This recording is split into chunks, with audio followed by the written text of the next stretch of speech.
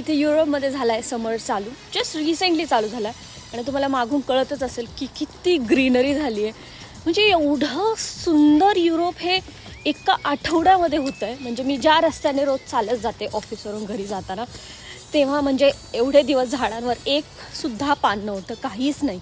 आणि आता मी तुम्हाला दाखवते की ती जी झाडं आहेत थोडीफार ती एवढे छान ग्रीन झालेत ना, खूप मस्त वाटतं. हे बघा, ह्या झाडांवर काहीच नव्हतं आणि हे एका आठवड्यामध्ये एवढं सगळं झालं. किती सुंदर वाटतंय. स्पेशली ही फुलं, एवढा मस्त सुगंध येतो त्यामधून.